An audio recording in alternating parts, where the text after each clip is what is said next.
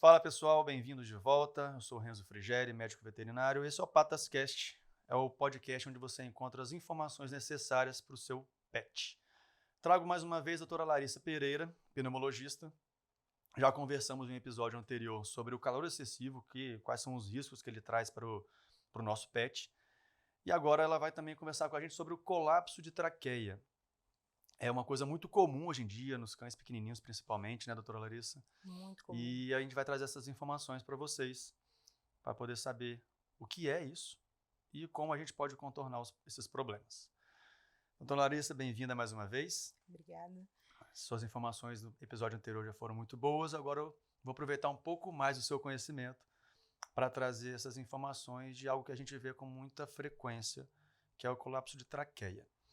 Explica para a gente, por favor, então, o que é isso? Vamos lá, o colapso de traqueia não é o nome da doença, tá? O colapso de traqueia é uma consequência da doença que, na verdade, é o quê? É a traqueomalácia. O que é isso? O amolecimento dos anéis cartilaginosos da traqueia. Então, a traqueia, que ela tem que ser mais durinha, ela tem que ser mais rígida, por um processo, uma doença degenerativa dessa cartilagem, ela vai ficando mais molinha, tá? Então, essa cartilagem está mais molinha. Normalmente, o que a gente mais ouve, né? Quando fica agitado, piora. Tem crise de tosse. Por quê? Quando o paciente está mais agitado, quando ele está ansioso, ele puxa esse ar com mais pressão, né? Pressão intratorácica negativa maior. Então, entrou esse ar com mais pressão, essa traqueia que ela está mais molinha, ela vai fazer o quê? Ela vai colabar. Por isso que esses pacientes, eles têm crises quando eles ficam agitados, quando eles ficam mais ansiosos, né? E o que mais chega para mim, assim, dos tutores perguntando, do stent, né? Isso daí, eu falo que é uma conversa até muito longa, não, mas já digo assim, de antemão, é muito difícil um paciente precisar do stent. Não é todo paciente que precisa, e indicação aí... Existem raças predispostas a isso? Mais predispostas a isso? Existem. Principalmente Spitz alemão e Yorkshire. Como eu ouço essa raça Spitz alemão. Infelizmente. O Spitz e Yorkshire é mais comum, então? Mais comum. E a característica, o sintoma que a gente vai ver, então? Tosse, principalmente. É uma tosse alta. Eu não vou conseguir imitar aqui. É uma tosse ou é tipo um... ou é aquele ronco, tipo um ronco, é isso? Depende, não. É porque existem alguns sinais clínicos. Existe o paciente que ele tem colapso de traqueia, que é o roncador, e existe o paciente que tosse mesmo. Entendi. Então, ele dá uma tosse alta. Ele fala que é um grasnar de ganso, que eles falam, né? Tá. Eu não vou conseguir imitar aqui, infelizmente, mas tentar achar um videozinho para colocar. Mas então, normalmente a gente vê essas duas situações. Ou o roncador, sensacional sua imitação, ou a gente vê eles tendo essa crise de tosse mesmo, tá? Uma tosse bem alta, bem seca. É bem característica do colapso. Só que existem outros causadores que provocam essa tosse também, né? Problema cardíaco, né? Outras coisas que vão... Como é que a gente vai saber diferenciar? Consegue diferenciar só escutando ou observando o cachorro? Ou a gente consegue diferenciar somente por exames? Olha, quando você tem um ouvido mais treinado, você já consegue ter noção do que é uma tosse de um colapso, o que é uma tosse de uma bronquite, né? Mas aí, quando você vai olhar a tosse de uma bronquite para uma tosse de um cardiopata, aí você já vai ter que parar, auscultar, você vai pedir uma radiografia, você vai pedir um eco. Então, assim, você precisa de outras informações, né? Mas a tosse do colapso de traqueia e a tosse da bronquite, você consegue olhar uma para outra e você consegue diferenciar, né? Essa do colapso de traqueia, ela tem um período ou uma idade que é mais fácil, ou começa mais fácil, assim? Ou pode ser no filhotinho, no adulto? Olha, o que se fala na literatura, inclusive, é o quê? A partir dos 6 anos que esses pacientes eles começam a apresentar, mas na prática, cada vez mais novinhos eu tenho recebido lá no meu consultório, assim, diagnósticos muito, muito precoces mesmo, do paciente que ele já tem sinal clínico, né? Qual é o risco dela? Que risco ela traz para o pet? O risco, assim, a pior coisa que pode acontecer, ela é progressiva também, tá? Esse colapso. É, o risco que pode acontecer é esse paciente Pode vir a morrer? óbito. Pode morrer. Pode morrer. Não consegue respirar? Pode morrer. Esse paciente, existem graus do colapso, né? Existem graus do amolecimento da traqueia. Se essa traqueia é uma traqueia que ela fecha totalmente, não vai passar ar ali. Então, é um paciente que ele pode morrer de hipóxia, né? Entendi. Uma vez identificado, tem reversão isso daí? Não tem reversão. É uma doença, ela é crônica, ela não tem cura, mas ela tem controle, tá? Então, quando a gente fala sobre o tratamento do colapso, o que é o tratamento? É a gente tentar evitar que haja a progressão da doença, né? Que essa doença piore, né? Isso, a gente tenta estacionar ela, não deixar ela progredir mesmo. Então, por esse motivo, quanto antes a pessoa procurar para um tratamento, para um acompanhamento, para um especialista, mais fácil é controlar esse prolongamento, essa piora, né, do caso. Exatamente. Como que é feito, então, o controle disso? O controle, principalmente mudança no manejo, mudança no estilo de vida do paciente. Então, a gente precisa de um paciente que ele tenha uma vida muito tranquila, menos agitação, menos ansiedade possível. Eu tenho muito paciente que é ansioso e eu preciso modular essa ansiedade, porque se eu não controlo essa ansiedade dele, ele tem muitas crises, né? Entendi. É o paciente que, quando a gente controla a ansiedade dele, vê que as crises quase não acontecem mais. Então, a gente precisa... Esse paciente, ele não pode ganhar peso, ele não pode ser gordinho. Então, assim, obesidade é péssimo para esses pacientes. O acúmulo de gordura é o quê? É uma resistência. Para puxar esse ar, para inflar esse pulmão, esse paciente ele tem que fazer mais pressão. Ele Fica mais difícil, né? Tem que puxar com mais força esse ar, né? E se ele já tem uma traqueia molinha, ela vai fazer o quê? Ela vai colabar pela diferença da pressão, né? E medicamento para isso? Tem medicamento para isso, mas para quê? Para controle da doença, não deixar ela progredir, né? O que piora o colapso de traqueia? O que piora essa progressão, né? A inflamação da mucosa da traqueia. Então, assim, esse paciente pegou uma traqueobronquite infecciosa. Então, inflamou a mucosa ali, isso ocasiona a progressão dessa doença degenerativa. Esse anel ele vai ficar mais molinho ainda. Esse paciente teve que passar por uma cirurgia eletiva. Ele vai entubar. A intubação gera inflamação da traqueia. Então, isso também pode piorar muito. Assim. A gente vê até alguns casos que você não estuba mais. O paciente, se você estubar, tá igual um papel, fecha. E nem era um grau tão grave assim, né? A gente tem esses casos também. Então, são pacientes que a gente precisa cuidar muito. Sempre, eles precisam ser vacinados contra a gripe canina, que se fala, né? Traqueobronquite infecciosa. Tem que manter a vacinação em dia. Para o paciente que ele já é diagnosticado, vai ter que passar por uma cirurgia. As cirurgias eletivas, assim, que fala, não, vai castrar e tudo é uma conversa mais complexa, né? Mas se puder evitar que se entube o paciente, melhor, tá? Se não tiver jeito, vai ter que ir para a cirurgia. Não, beleza, então a gente faz um preparo antes para tentar o quê? Modular a inflamação desse paciente. Então, são os cuidados que a gente precisa ter. Você estava falando sobre a vacina agora há pouco. Essa vacina de gripe, são vários causadores, né, de infecções respiratórias. Ela vai impedir que o animal tenha alguma infecção? Não. Porque assim, é legal a gente esclarecer isso, né? Porque às vezes a pessoa está com o cachorro vacinado, está com uma infecção respiratória e vai, mas eu já mandei vacinar, não era para estar com essa doença.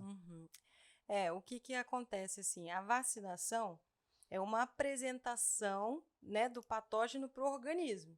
Então, o organismo ele vai receber esse patógeno, ele vai produzir uma resposta de defesa ali, né? Falando de uma forma mais generalizada. Sim. ele já teve o contato com esse patógeno. O que se espera com a vacinação é o quê? Na vidinha dele, quando ele realmente encontrar né, essa bactéria, esse vírus, que os sinais clínicos sejam mais brandos. Então, assim, pode ser que o organismo dê conta de defender e ele nem apresente sinal clínico? Uhum. Pode. Mas algumas vezes eles vão apresentar sinais clínicos, só que sinais mais brandos, né? Sim. Sinais muito mais brandos do que o paciente que nunca teve contato com aquele patógeno. Eu gosto de usar o exemplo da vacina de gripe De humana. gripe, Né? A vacina de gripe humana não impede que a pessoa... Não é porque a pessoa um ser humano, tomou uma vacina de gripe que ele nunca vai ficar gripado mais.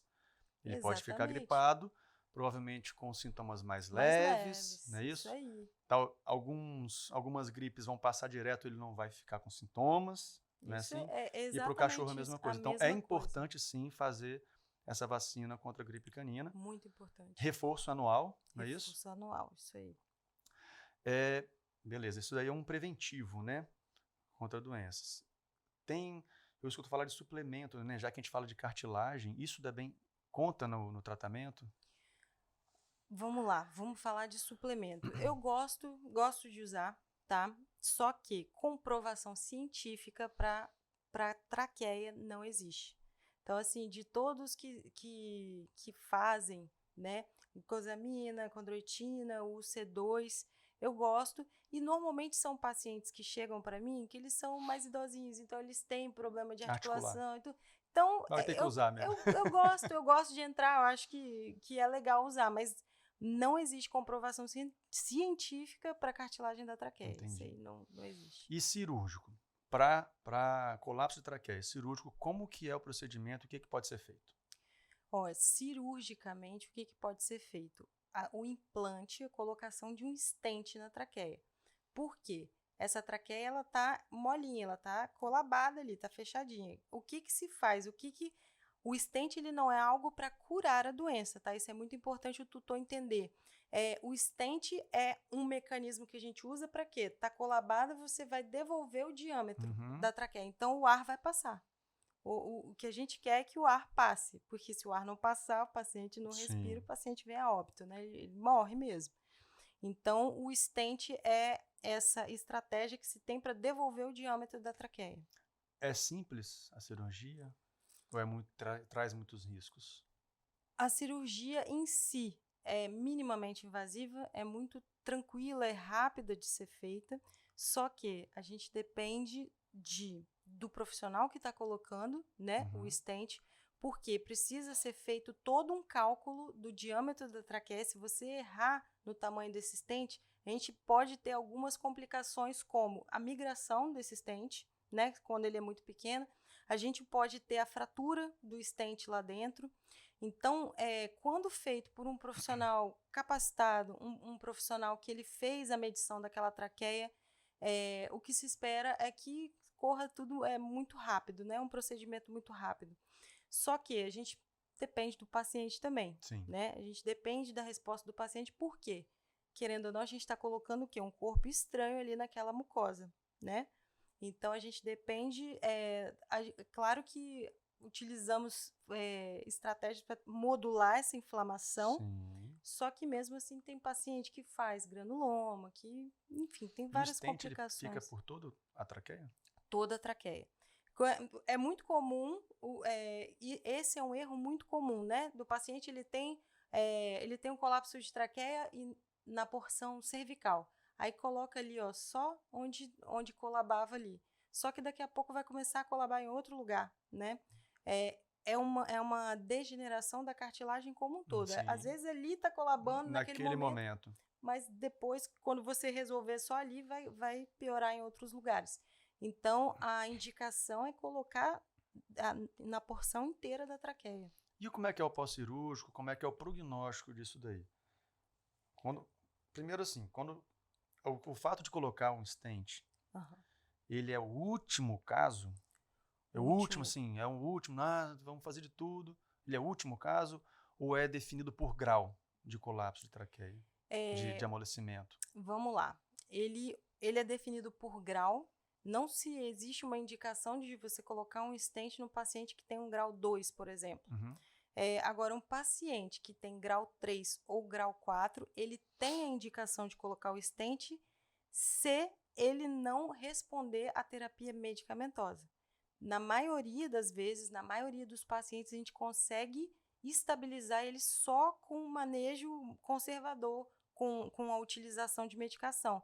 Então, o stent é em último caso. Entendi. O paciente ele não responde à terapia medicamentosa, então vai ter que ir para o stent, porque é aquela coisa, se colocar, é a chance que ele tem. Se não colocar, ele vai virar óbito, né? Não, é o último recurso O último utilizado. recurso. E o pós-cirúrgico é tranquilo? Na maioria das vezes? Na maioria das vezes, né, é tranquilo. Precisa trocar para o resto da vida? Como é que é a manutenção disso? O que acontece? Uma vez que você coloca o stent ali, essa mucosa da traqueia, ela vai... Eu não sei se você já viu, eu poderia ter trazido um stent, mas ele tem uns furinhos no stent, né? Então, quando você lança... O stent, para quem não sabe, é uma redinha autoexpansível, né? Sim. Então, na hora que ela expande ali, ela tem uns buraquinhos, a mucosa vai passando por esses buraquinhos e ela vai epitelizando ali, né? Então, esse stent, uma vez que você coloca, você não tira mais ele. Entendi. Né? Ele se adere à mucosa, Ele se adere à mucosa e ele vai ficar ali. Quando tem fratura de stent, o que você faz? Você entra e coloca um outro stent, dispara um stent em cima daquele.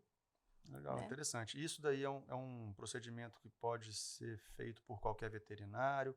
Eu falo isso porque se quem está assistindo a gente aqui agora tem um cachorrinho que tem esse probleminha, ou ele identificou agora com a nossa conversa que ele pode ter esse problema, ele vai procurar por um veterinário. E como é que faz caso precise de uma cirurgia dessa? É fácil de encontrar hoje em dia? Algum lugar para fazer? Aqui no estado, você precisa, primeira coisa, você precisa procurar um profissional capacitado. Não é qualquer pessoa que coloca um stent. Por mais que seja um procedimento que ele é rápido, né, de ser feito, precisa de muita técnica. Se você errar na técnica, a chance de ter um resultado ruim é muito, muito, muito alta, né? Então, a primeira coisa, procurar um profissional capacitado, um cirurgião que coloque, um pneumologista que trabalha com pneumologia. Vai acompanhar. Isso aí, que vai acompanhar. Então, o que eu falo é o seguinte, procure, pesquise bastante o profissional. Não é qualquer veterinário que coloca, é quem tem a capacitação para isso, quem fez o curso, né, para fazer. Até porque é uma técnica muito nova na veterinária, não? Quanto tempo tem já, mais ou menos? Não tem muito tempo que é utilizado. Se fala, já tem uns anos, mas não é algo tão comum. Pelo menos aqui no Brasil é algo muito novo, né? Entendi. Aqui no Brasil é algo muito novo. Nós sabemos que tem profissionais que colocam em São Paulo, tem Curitiba, aqui no estado, por enquanto, eu coloco, não conheço, né, mais outra pessoa que coloque também. Mas são poucos profissionais que trabalham com isso hoje aqui no Brasil. Então, aqui hoje no Espírito Santo, por enquanto, só você que traz essa técnica. Olha que legal, meus parabéns. Obrigada. Uma exclusividade legal porque a gente está trazendo para o meio veterinário tecnologias, avanços da medicina, até então, coisas que a gente só vê na linha humana, né, na medicina humana, trazendo para a veterinária, para trazer bem-estar para os nossos pets, trazer um prolongamento da vida, não é isso? É isso aí. E essa questão do stent, eu falo, é uma conversa, eu sempre converso muito com os meus tutores. Chega muita gente para mim que, doutor, eu fui encaminhado porque eu preciso botar um stent no meu cachorro. E, na verdade, não precisa colocar stent. Calma, vamos conversar, vamos avaliar esse paciente, vamos tratar, vamos estabilizar. E, na grande maioria das vezes, né, mais de 90% aí, eu consigo estabilizar esses pacientes só na terapia medicamentosa, sem a necessidade, né, de entrar aí com um procedimento mais invasivo, né? Sem usar o último recurso, né? Isso, sem usar o último recurso. Então, o colapso de traqueia mais comum em pets pequenos. Eu ia te perguntar, acontece em gato? O colapso de traqueia acontece em gato, é muito difícil, tá? É muito difícil, a literatura coloca pouquíssimos casos, assim, relato de caso. Eles citam, mas é muito difícil ver colapso de traqueia em gato. Mas então, principalmente nos cães pequenos, cães grandes é mais difícil de acontecer? Cães grandes é mais difícil, mas também acontece. Eu tenho alguns pacientes que têm colapso de traqueia e é assim, né? Aquela coisa, não, mas ele é grande. Pois é, ele é grande. Eu esqueci de te perguntar antes, isso daí é genético ou isso pode ser provocado por alguma coisa após o nascimento, alguma mudança na vida do cachorro? É multifatorial, tem causa genética sim, Uhum. né? Mas o fator ambiental conta muito, o estilo de vida do paciente, a personalidade do paciente, igual de viéria superior que a gente conversou. Se esse paciente é muito ansioso, é pior para ele. Se esse paciente ele passa por muitas situações de calor, isso é pior para ele. Tudo que faça ele aumentar a frequência respiratória. Então isso aí pode aumentar a chance dele ter esse problema. Exatamente. O que a gente precisa pensar é o seguinte, eu sempre falo assim, tudo que vai causar alteração de pressão intratorácica, aumentou a pressão por algum motivo, se ele tem uma traqueia mais molinha, vai colabar. Se ele tem obstrução de via aérea superior, isso vai prejudicar, né? Então, a alteração, eu sempre falo assim, pensar sempre na pressão desse ar que está entrando e está saindo. Tá bom. Então, tem algo mais que você acha importante trazer para quem está nos assistindo, quem está nos ouvindo, observar no pet para poder se atentar a esse problema? Fora ali uma tosse, algo assim? Esses pacientes, assim, é porque é difícil falar para eles se atentarem, porque o paciente que tem o colapso de traqueia, o tutor já sabe. Não tem como não saber, Não tem né? como não saber, o tutor já sabe. E é muito, assim, patognomônico. Ele, ficou mais agitado, começou com a crise, sabe? Normalmente é assim. Então, em relação a cuidado, o que eu peço? As mesmas coisas do braquicefálico, assim, não deixar passar calor, modular a ansiedade, aquele paciente que é muito ansioso, não submeter a grandes esforços. Esses pacientes eles têm que viver, eu falo assim, num mosteiro, eles têm que ser zen. Entendeu? O mais difícil é modular a ansiedade, né? O mais difícil é modular a ansiedade. Eu indico, nesses casos, procurar por um bom adestrador. Né? Às vezes resolve o bom adestrador, às vezes a gente tem que entrar com ansiolítico mesmo, para realmente modular abaixar ali. A energia. Abaixar mesmo, mas eu costumo falar que às vezes a ansiedade ela é provocada até pelas atitudes do dono ali, quando chega em casa ou quando vai sair. Com certeza. Né? São coisas que acabam agitando, estimulando para que o cachorro fique mais agitado. Né? Então ele vira uma resposta do cachorro se agitar. Né? Isso é muito verdade, mas uma coisa que eu não posso, né, deixar de dizer, às vezes a gente não tem tempo de passar por todo um processo de adestramento e tudo, e aí a gente acaba lançando mão de algo que é mais imediato, né, algo mais rápido. Então entra, né, primeiro ali com a medicação para dar aquela acalmada, mas aí já vai procurando alguém para poder trabalhar, né, na causa dessa ansiedade. Sim. Isso é importante. Doutora Larissa, mais uma vez, muito obrigada pela sua presença. Eu que agradeço. Pelos esclarecimentos. Se vocês gostaram, tiveram dúvidas também, podem mandar seus comentários para a gente. Fiquem atentos com os sintomas dos seus pets. Tá? São coisas que às vezes a gente acha que são simples, é só um engasgo, mas pode ser um problema muito mais sério. Tá bom? Um abraço para vocês, até o próximo.